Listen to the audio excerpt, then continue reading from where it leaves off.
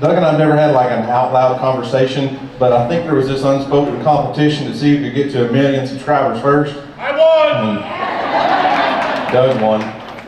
Welcome RidgeLife, I'm Tim, and today I'm at the Okie Homesteading Expo. Have a very special presentation for you. This is Doug and Stacy from Offgrid with Doug and Stacy. They're going to be giving a presentation just for you here at the Expo. If you don't know Doug and Stacy, you can find them on YouTube, all the places, social. Doug and Stacy live a pioneer lifestyle in the 21st century, meaning they live in an old 1800 style log cabin that they built themselves. They basically turned off the world and said, we're going to live off grid.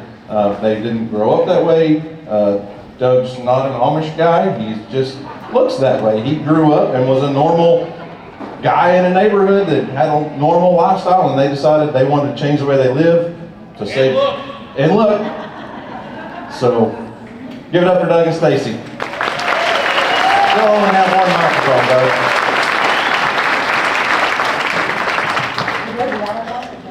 I'm starting it off. Well, hi everyone. Hello. How's everyone? Are you having just a great time and your brains are like filled with knowledge now? Cool. All right, so today's talk is how homesteading changed our lives. Okay, so just a quick one. How many of you guys are already doing the homestead thing? And then how many people are almost there or wanting to do it? Okay. Almost. So basically for Doug and I look back now and it's going to be 15 years that we've been living off grid starting in July. So we're going on 15 years now. And the reason we left the city life, because we left from a big house, doing the thing, having the air conditioning, eating out, doing all that kind of stuff, feeling stressed out, feeling sick. I was having a lot of health problems. And then, we just got fed up. I was always into health and fitness. I was a group exercise instructor, like a personal trainer, and I was also a teacher in Montessori school. So I thought I was healthy, and then I started, learning more. I took a holistic lifestyle coaching class and started learning all these things that we were doing that I thought were okay, weren't. I was burning candles and air fresheners, basically making my home toxic. We were stressed out all the time, rushing here, rushing there, eating in the car all the time. It's just like go, go, go, go, go.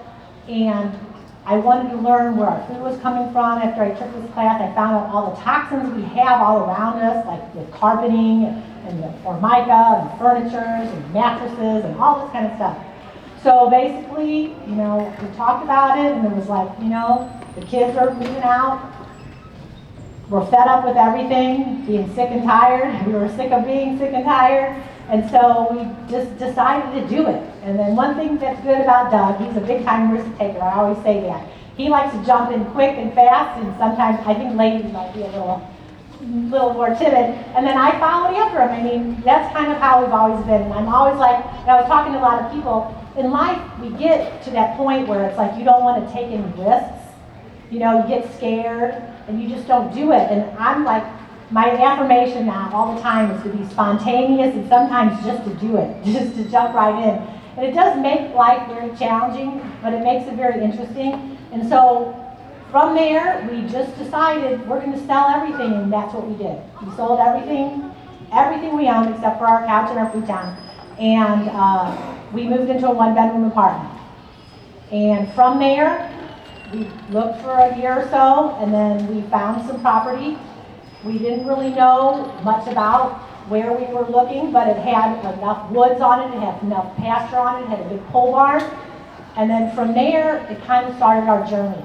And we started our journey really knowing nothing at all. Because at the time, YouTube and all that wasn't really big. They kind of had, I remember kids would be watching kind of funny things, that they would be watching, but there wasn't a lot of people showing their lives as many. Maybe there was a few. So we just kind of started doing it. And from there, we learned so much. It was just very, and I'll have to back up a little and say, I was very, very sick. I mean, I didn't have any energy. I was kind of sometimes having panic attacks. I felt like I was really going to die. You go to the doctor and they say nothing's wrong, your blood work looks good. but I was not feeling good at all. My hormones were whacked out. I mean, and then I found out over time, I ended up going to a naturopath, finding that, you know, I had heavy metal toxicity from all the candles and things. That's why beeswax candles are so much healthier, okay? And just from the stress, I was suffering adrenal exhaustion. I mean, all this stuff was happening from the stressful life that we had. So just over time, do you want to cut in before I kind of go over the time? Okay. So over time, so I'm just going to talk because you guys know that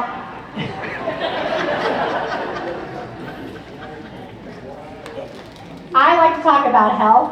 And so I had learned a lot about health and things going on, and I thought, you know, if you eat right and you exercise, and that's kind of what I was doing, that you'd be healthy. But I always look at our life like a pie. There's lots of pieces in your pie. You know, you have your diet, you have your exercise, you have your lifestyle, you have your relaxed time, you know, you have, you know, how's your sleep going? All these different things kind of go into the pie, and if those things aren't right, it can really mess you up. So, you know, if you look back in history, people didn't have electricity, right? Until not that long ago. So when we moved out, you know, he built a cabin in 90 days with no experience. You know, he had grit and determination that we needed to get done before winter time came. So he built a cabin. You know, I was coming up on the weekends, and I ended up coming. And then we just started living this life. We couldn't take a shower all the time like we were taking showers every day. I couldn't do that because we didn't have running water. So it was one of those things where, okay, I have to have my 1-gallon buckets, you know, and know how much I have to do my dishes. I need to have water for us to take a bath. You know, when we took a bath, it was a big deal. You know, we took a bath. So I didn't take a bath every day. I didn't wash my hair all the time. I was going through that time when my hair was getting kind of greasy because I was using other shampoos, regular shampoos that were made with petroleum products.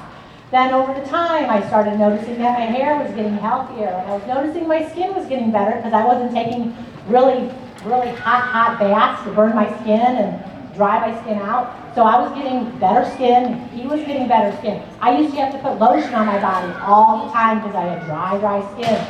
I wasn't having to do that anymore.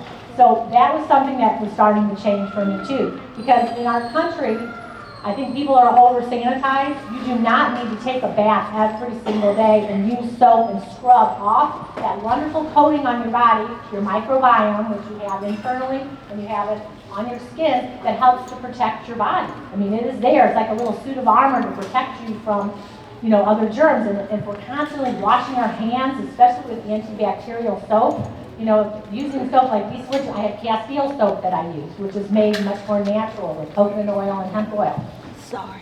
So we changed the soap because we were having a drain, and I had to be very careful, of course, what's going down into our gray water.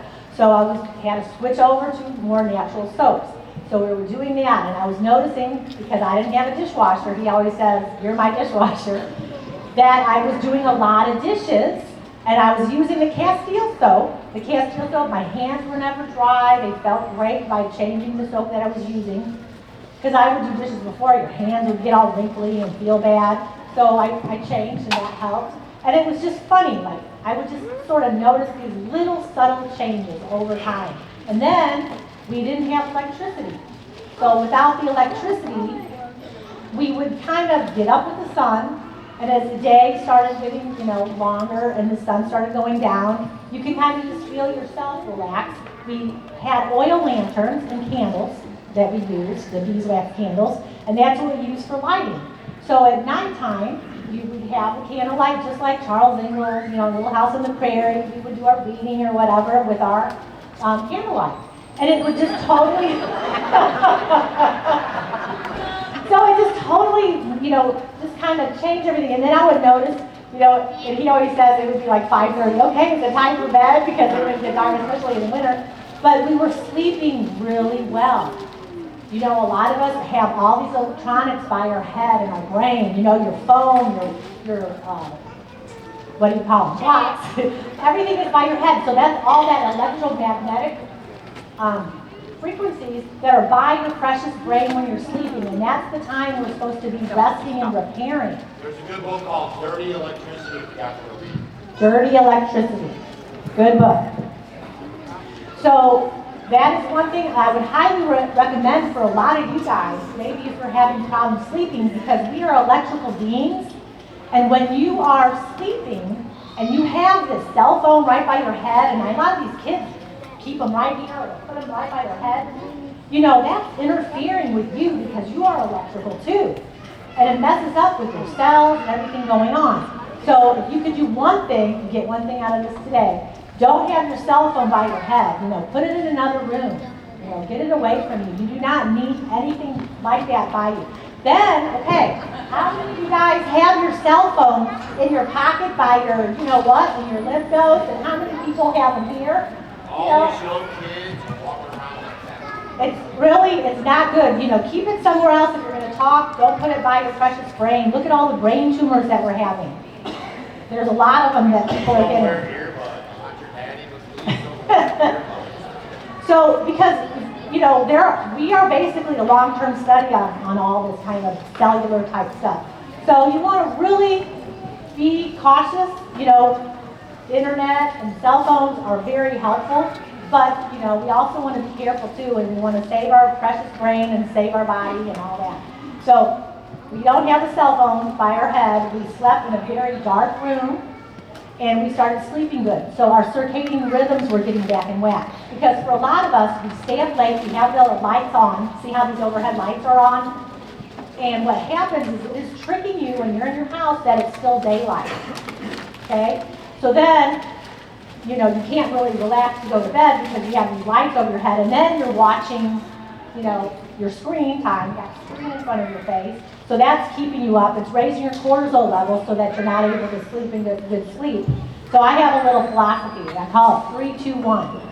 3 hours before bed, you don't have any food. 2 hours before you bed, you're just relaxing and you're not doing any work. And 1 hour before your bed, you don't have any screen time. So 3-2-1. That's just something good you guys could all get a lot out of, and it's really helpful when, you know, you're trying to get good sleep. Because you know what? If you could change one thing, and I know a lot of you guys have trouble sleeping, right? Say yeah. Sleep could totally solve so many health problems, because during that time you have, it kind of goes up and down like a roller coaster, where you're, you know, going into your deep sleep and you're doing your resting and repairing, and during all this time, you know, if you're going to bed at 12, 1 o'clock, you're going to cut into the time where your brain is repairing, and then you're going to cut into the time when you're doing physical repairing. So you want to get that sleep. If you can get to bed by 10:30, that would be great. You know, earlier if you can get 9:30, 10, because you'll notice a lot of times you're sitting there, it's 9 o'clock and you're nodding off. Well, your body. And so, I know I go to bed a little later than him. But that's your time when the body's saying it's time to go to bed, because if you keep staying up and you're pushing it, you know, where you get to that point where, oh, I'm wide awake now, because you kind of mess with one of your cycles. So if you can try to be consistent and try to go to bed consistently for a week or so and start seeing what's starting to happen, because if you start going to bed really late, your body starts to store, you can even store, because of the cortisol levels up, you can store fat around your middle. Let's say you're doing everything right and you're like, why can't I lose weight? Well, maybe you can get your sleep-wake cycle going. That could really help tremendously, okay? And you can also get some of our new Rest and Digest tea, which will help you too. So that really helped us, getting our circadian rhythms okay. And here's another little FYI for some of you guys that wear sunglasses all day long. You're messing up with your circadian rhythms too, because when you wear sunglasses during the day, now if it's really sunny out and you're on the ocean or on the river, or you know, you're skiing and there's snow, that's okay, because you don't want to hurt your eyes. But if you wear sunglasses all the time just to look cool, you know, it really tricks your brain thinking that it's getting dark, okay? And that can mess up your circadian rhythms. So think about that too, okay? So circadian rhythms got better. I started, you know, we weren't taking showers all the time. Our skin was getting better. His beard was getting better. My hair was getting better. And then we started growing our own food. And growing our food, the soil, we amended the soil good. The soil has all the same vitamins and minerals that the human body needs too. So we were getting healthier by eating our own food. I was starting to feel better. and here's the big one. We were taking cold showers, and in the summertime, we don't have air conditioning, which was probably the hardest thing. If everyone asks us what was the hardest thing, that was the hardest thing because we went from total air conditioning all the time, being in a controlled environment, to moving off grid in Missouri when it's humid as heck, and it was like 100 degrees in the summer. First year, yeah, we had total drought, and we broke records, and so it's like, oh my gosh, I'd get up in the morning and it would be like, is it nighttime yet? Because it was so hot. But we were sweating a lot, so we were detoxing, okay? Because here, for a lot of you guys, you're in a controlled environment all the time. You're always in the air conditioning, you're in the heat. You're at 72 degrees all the time. And then when you get in the heat, you're gonna get heat exhaustion so quickly. And your body and your nervous system is trained to be like a wussy, you know? You really need to get your body, get used to getting out and getting out in the sun, or don't have your air conditioning so cool all the time, you know? Get outside more, don't be in a controlled environment. And then here's the other thing for us, we were out in the sun. We were getting vitamin D3, you know, you need the vitamin, you need that sunlight. The sunlight, there's nothing better than the sunlight. They have tricked us saying that you have to slather on all that toxic sunscreen all over your body that has horrible chemicals in it and not get any sun, okay? That's not right. You need sun. You need that sun to help you absorb. When you're eating the food and food has magnesium and vitamin K2 and all that, you need all that to help you absorb it so that you're able to get it. Because a lot of us will take D3, but you're not able to absorb it properly because you don't have the magnesium and the other foods. And then you need all the happy things working together, and the sun is one free, easy thing that we can all get. So in the morning, here's everyone's little job. First thing in the morning before 9 o'clock, your job is to get up outside to able to, you know, to see the sunlight, because that'll help set your circadian rhythm. Or feel the sunlight on your skin, okay? And then that way, it's going to help the circadian rhythms. It's going to kind of get you jump-started. It's going to also help your eyesight, too, okay? So getting out in the sun is so important. First thing in the morning. Now, if you could get out in the morning and go for a little walk, that would even be better, because you're getting a little movement in. It's going to start your day, and it's going to be amazing. So here's the other thing when we were doing our stuff and we moved off grid. You know, when you started on this journey, how many of you guys cook a lot of bread? You know, you're doing all this kind of stuff. You're baking, you're trying all these recipes, right? Well, we were eating good, but I was cooking so much cookies and breads, and then I was eating all this stuff, and then I'd feel my insulin would be going up. As you can look some of the videos from Doug, he was much heavier, you know? And we were just eating too much high carbohydrate foods. So over time, you know, I'm realizing we're getting into intermittent fasting. So we're thinking, I would watch the Amish. The Amish basically have one big meal in the day. They'll have a breakfast, and they'll have one huge meal that they call dinner, which is at lunch, or what we call lunch. And then they might have something light, where they would have a supper. So eat breakfast like a king. You can eat like a prince or a queen at lunchtime, and then at dinner time you eat like a pauper, basically. So basically, if we were starting to, you know, we lived by the Amish, we would kind of watch what they were doing, and then that way we would get up and we would have breakfast. Or sometimes for me, I wasn't feeling good, so I didn't want to eat, so I would even wait until noon. So my last meal might be at 6 o'clock at night, and then I wouldn't eat again until noon. Sometimes he would too. We would eat at noontime, and we'd have a big meal. Or sometimes maybe we eat one meal a day, one big meal at like 2 o'clock. So that we had a lot of space between our eating windows, so we were intermittent fasting. I thought, you know, how do the animals do it? You know, animals don't have to eat every day. And look at our dogs. How many people have fat dogs? Seriously, how many dogs are on insulin? How many dogs are having health problems? Okay? Because dogs are having a lot of the same problems that we're having. So like for our dog Molly fasts.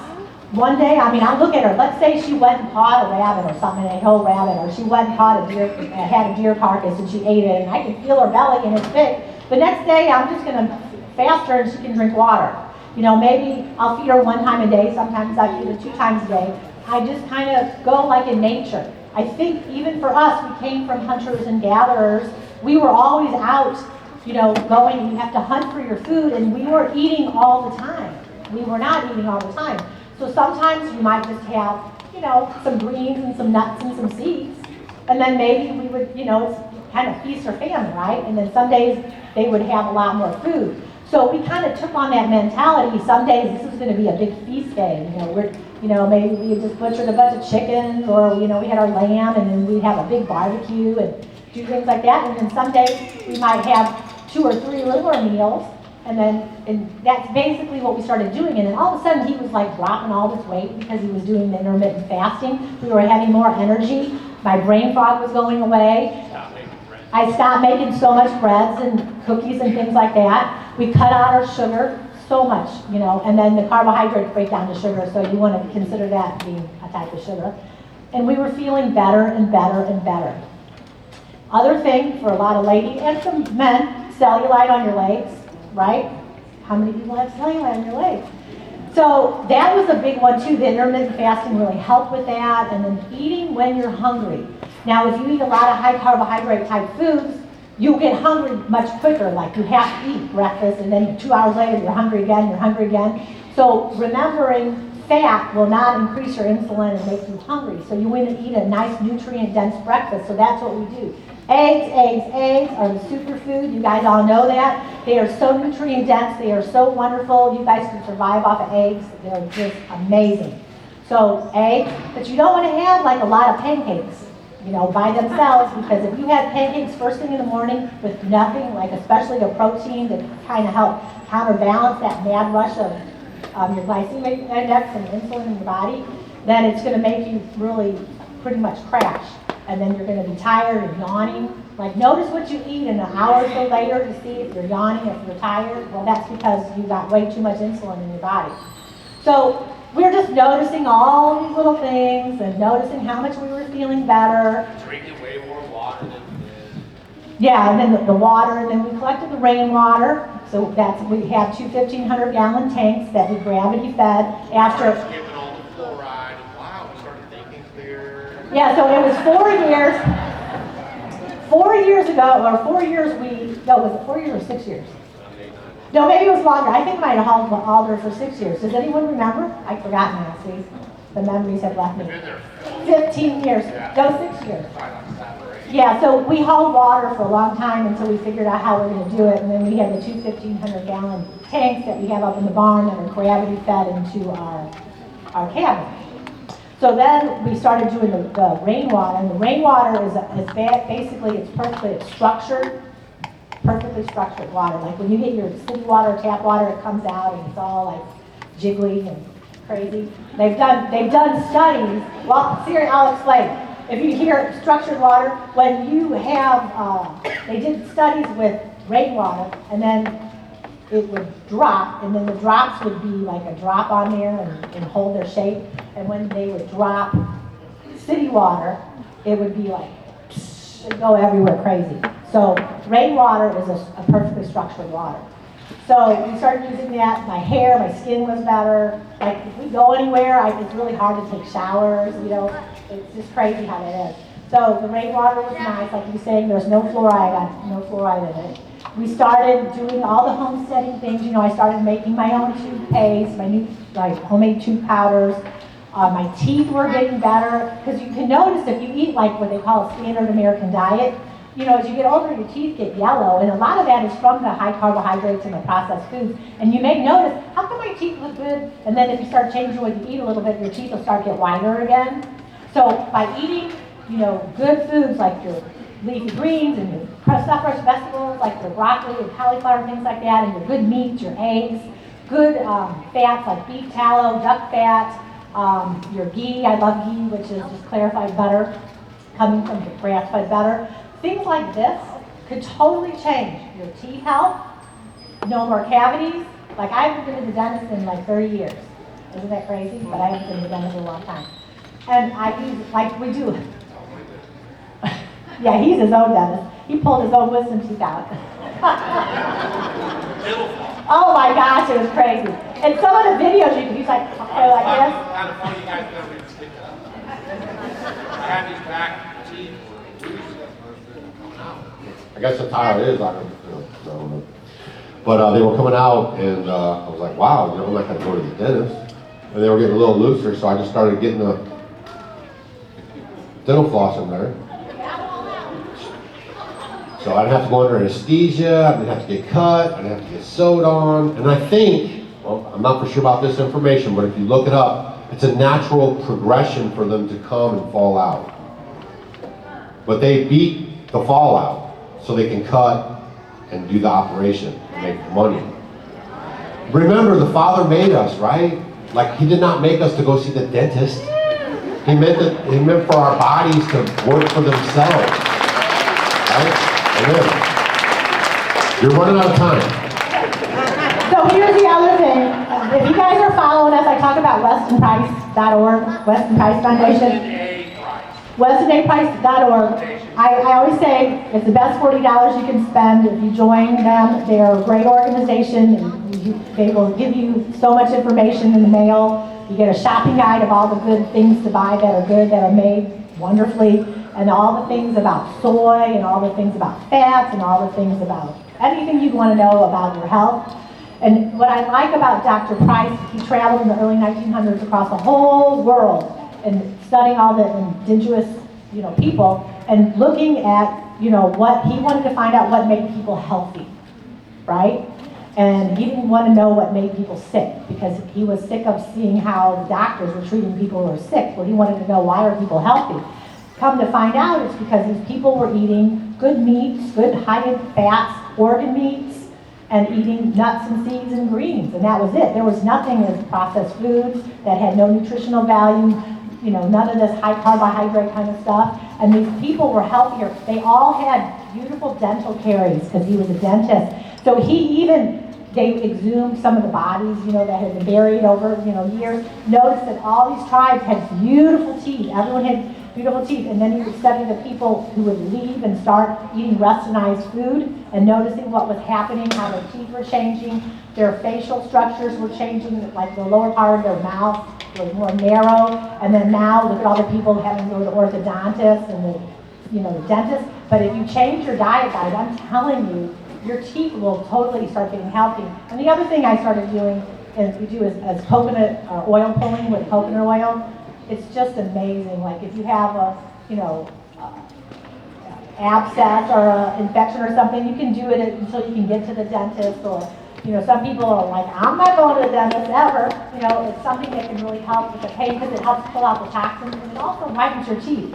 So if you oil pull every day, put like a tablespoon of coconut oil in your mouth and you swish, for about 10 to 15 minutes, and then spit it out in the grass or the trash can, not in your sink because it'll get hard. And then just notice if your teeth get whiter, if your mouth feels better, if you get canker sores or little sores in your mouth, it's very, very helpful. And look how cheap and easy that is, right? So it's these little things I started doing more natural. I'm like, I want to, how did people live? How did they do it? They didn't have all this stuff. And we just started getting healthier and healthier, pushing ourselves away from, pharmacia, from all the stuff, the doctors and all that, because I always say we wanted to be our own healthcare providers and take care of us, because nobody wants that. Who's going to take care of you but you and your family, right? So we need to take charge of ourselves and our health now, right? We need to start raising our own stuff, knowing where food came from, getting into our own communities, being, we need to be one big, awesome, group of people, and you are already, because you're so far ahead of a lot of people out there that still have their heads in the sand. And take care of your health, and then that way, baby steps, pick some place, and then you'll just, keep getting there little by little. You guys can change how you feel, and like on our journey, I'd probably say it took us about 4 years to kind of get into that sweet spot where we started really being able to, know what was going on, starting to really feel great, getting our systems in place. Because being a homesteader, your systems are going to change, every 6 months probably, or I got to do this, or I got to do that. But if you're not healthy and you're not feeling well, you can't do anything. So that's a big one, just start making little subtle changes in how you eat, how you're sleeping, getting out in nature. That's another one. All of us are on the screen all the time, and looking at how the people that have bad eyes. It's because you're squinting, and when you're out in nature and you kind of get that whole 3D look when you're looking out in the trees. So when you get up in the morning and you're just walking around doing your thing, and it's very calming for the soul. So here's the other one. We talked about stress. Okay, stress affects all of us, right? You need your time. You get up, you work. Okay, if you're making YouTube videos, you're working, you're on, editing your videos. If you're out and you're working a job, you're sitting at a desk, whatever you're doing. If you're a firefighter or a police officer, whatever you guys are doing, you need time to decompress. The brain needs time to decompress. So this was really good for us. That's why you see a lot of people that gardening is so good for your stress level, or working with animals is so good for your stress level, or with autistic children, by working with horses, how good it is for them. Because when you take that time, it really helps you decompress your brain. So you need to set time for yourself every single day so that you can, for prayer, meditation, whatever you want to call it, or just like your me time, and take it. It's not much. You can take 5-10 minutes of your life. You get up, you have a cup of coffee, you go to the store, you're running here, you're running there, but you need to make time for yourself where you can just not let your brain think about anything and just be out in nature. And nature is very, very healing. And through all that process, I can't text them and start crying.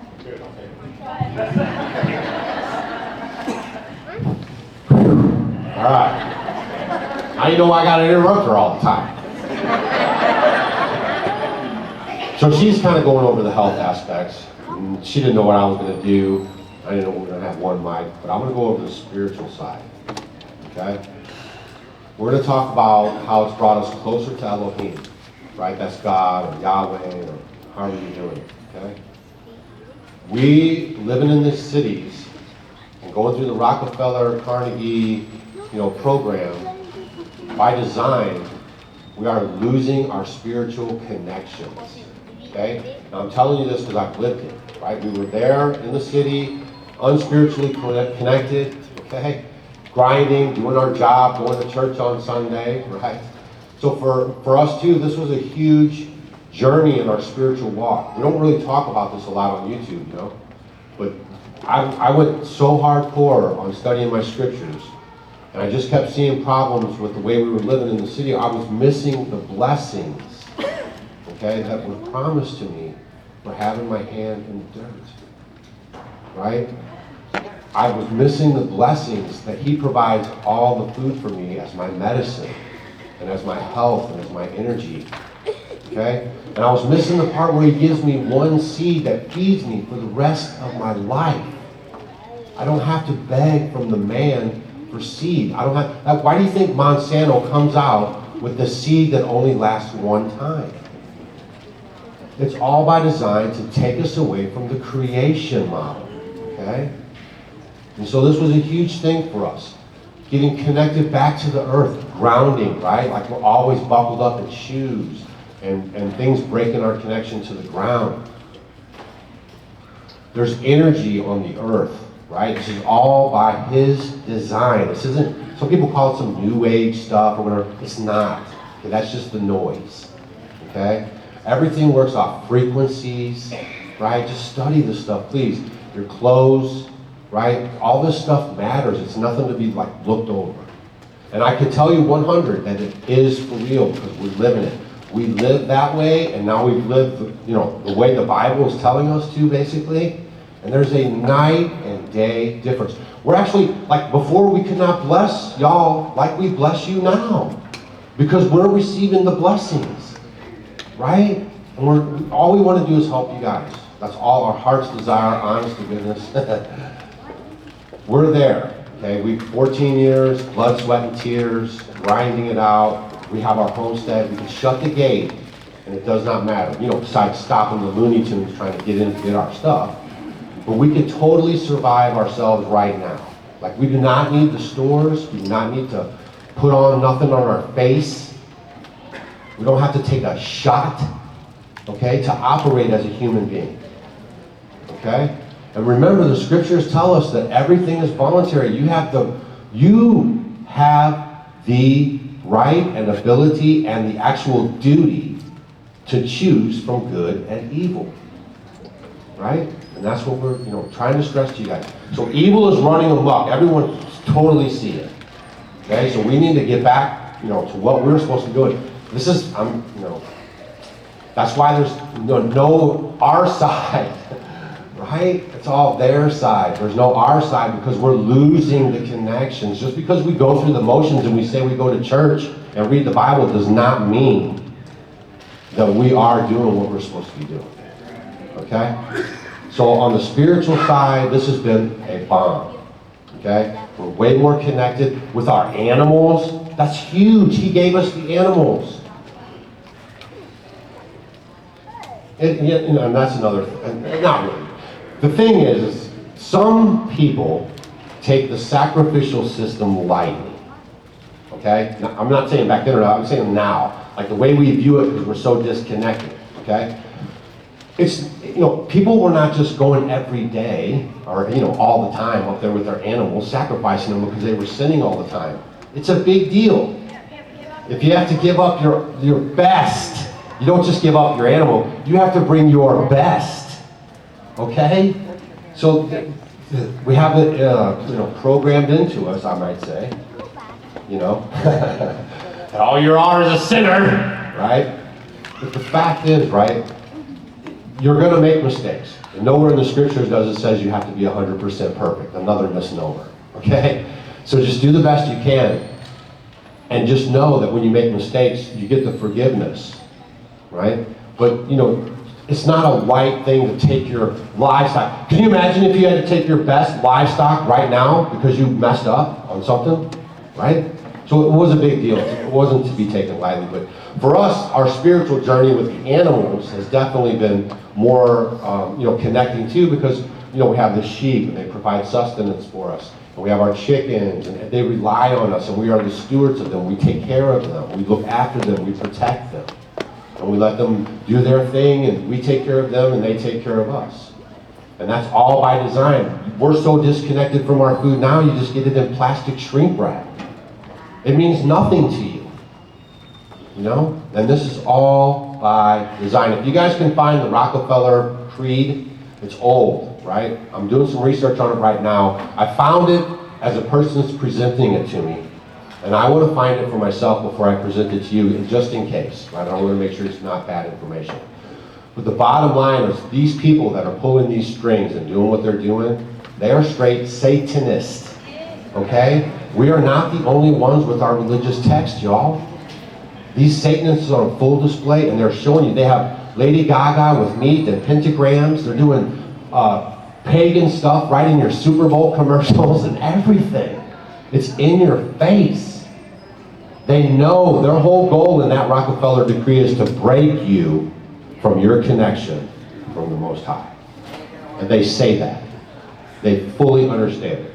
Okay? So everything that we're doing because we've been sheep and we've been led along, through the systems and the programs, just little by little by little, has now brought us to a point where we're just so by ourselves, out here. You know what I mean?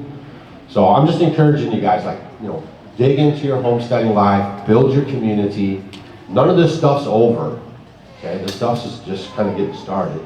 So just do your best, stay diligent, get your systems in place, build some community. If you are not good at doing this, maybe gardening, or you're great at, fermenting or great at something else, then find someone who's good at that, and then you can do the fermenting with them. You guys can work with each other. That's how community is.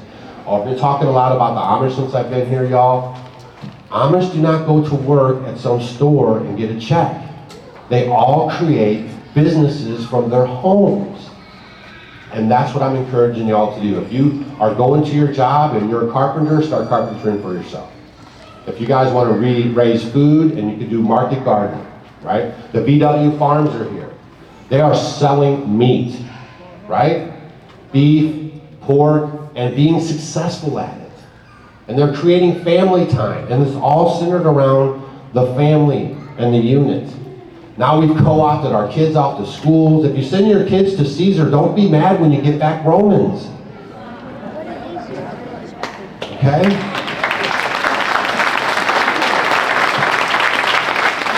So, from head to toe, the homesteading off-grid life has like changed our everything, our perspective, the way we are to other people, the way we are to ourselves. Do you know, in 15 years now, we have basically been together 24/7. I mean, that is awesome. Now they have everyone separated. You know, it used to be the family could afford the house if the dad went to work. The mom would stay home and raise the kids. And they break that all up on purpose. Okay, the houses used to be small. Now look at them. And now they're saying you use too much electricity. You see what I mean? Everything is a trick bag, and folks, these people are not waking up and deciding their plan today. This is over 100 years old. And these folks are carrying the torch. So this has all been in place all this time, right? And a lot of people are waking up because of the internet, and that's awesome, okay? So keep your heads in your Bible, stay on your property the best you can to make a business out of it, or grow your food out of it. We live debt-free, y'all. And we grow 90% of our own food. And we live 100% off rainwater. And we poop in buckets. Nobody can tell us what to do. There's no strangle on us. They have no strongholds on us. Because we're living as the scriptures told us to live. The best that we can. Right? So please just do that the best that you can. Keep watching our channel, and Arms Family, and Dutch, and all these folks we're all just putting information out here so you guys can glean from it, and that will help you move the needle to your goals and to get you. If we can all start breaking off the dependence from the stores, if you think you're boycotting Target right now and crushing them, and Bud Light and crushing them, well, let's crush them all the way. Right? Let's get everybody on their own place, making their own money, filing no taxes. Because when you guys incorporate yourselves, there is no tax liabilities. Your only tax liabilities come when you're getting a weekly check from the man. That's why, what's his face? The big investor guy, Warren Buffett, pays less taxes than his secretary. That's why they don't teach you about money. They want to keep you poor, sick, and stupid. Truth.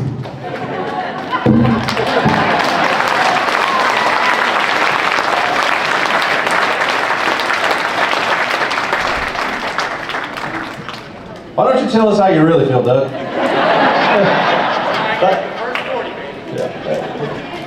Seriously, we love you guys. We really appreciate you guys. Hopefully we'll see you here next year. We'll be outside if you want to talk a little more. Inside. Inside, outside. Yeah. So, guys, give them another round of applause. That was awesome. Great job. Hope you enjoyed that special presentation by Doug and Stacy. I love those guys. Go check them out, and go check out RidgeLife here on YouTube. Till next time, hope everyone has a blessed day, and go RidgeLife.